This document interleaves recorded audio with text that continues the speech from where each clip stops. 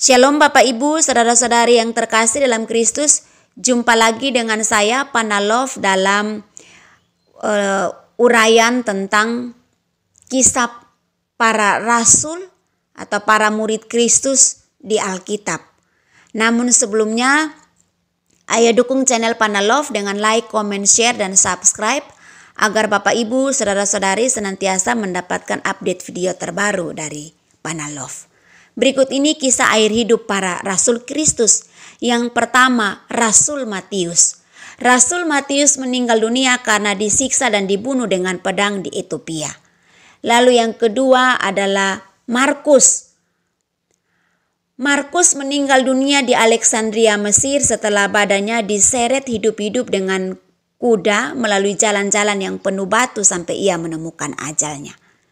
Lalu yang ketiga adalah Rasul Lukas.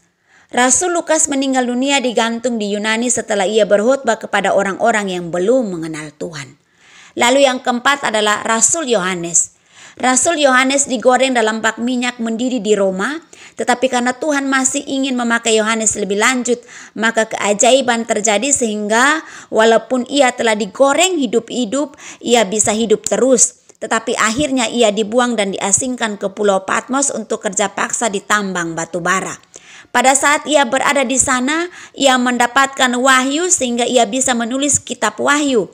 Kemudian ia dibebaskan dan akhirnya kembali menjadi uskup di Edesa, Turki. Ia adalah satu-satunya rasul yang bisa mencapai lanjut usia dan meninggal dengan tenang. Lalu yang kelima, Rasul Petrus. Rasul Petrus telah disalib dengan kepala di bawah dan kaki di atas. Ia merasa tidak layak untuk mati dan disalib seperti Tuhan Yesus.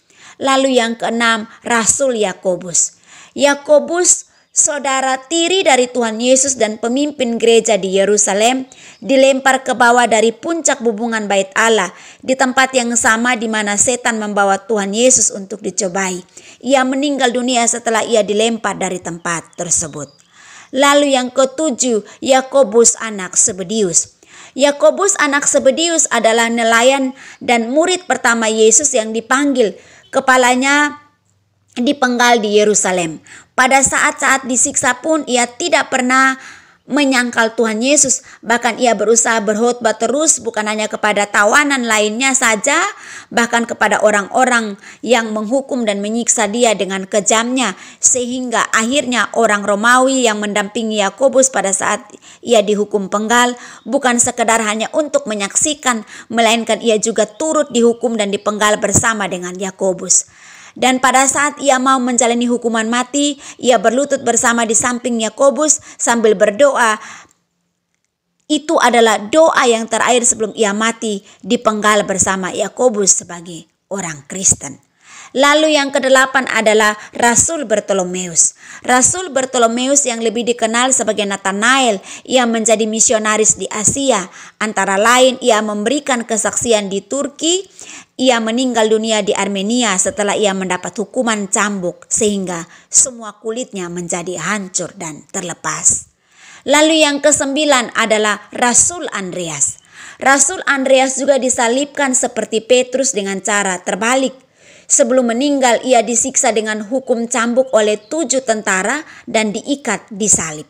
Dengan cara demikian mereka bisa memperpanjang masa sakit dan masa siksaannya.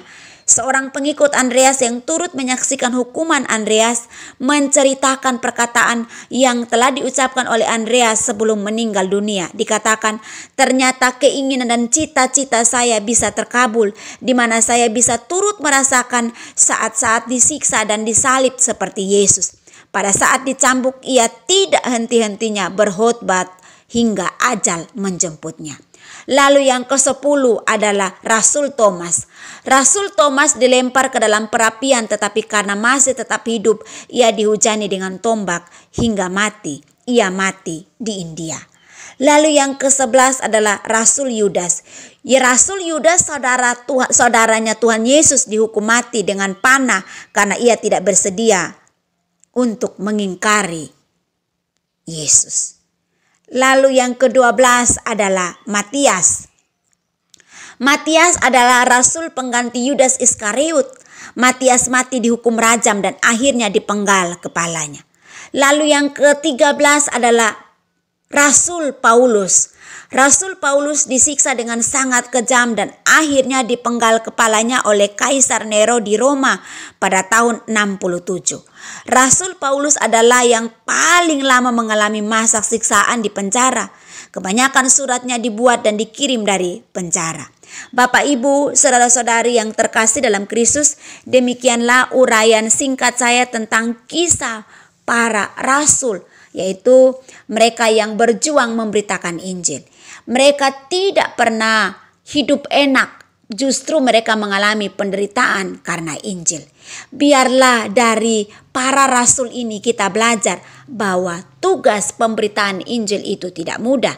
Kita melewati penganiayaan, siksaan, penderitaan. Kiranya Tuhan memberi kita kekuatan yang sempurna sehingga kita mampu berada di jalan salib untuk terus mengiring Kristus, untuk terus mengabarkan kabar baik kepada semua orang percaya. Kiranya uraian ini menjadi berkat bagi kita. Tuhan memberkati kita. Amin.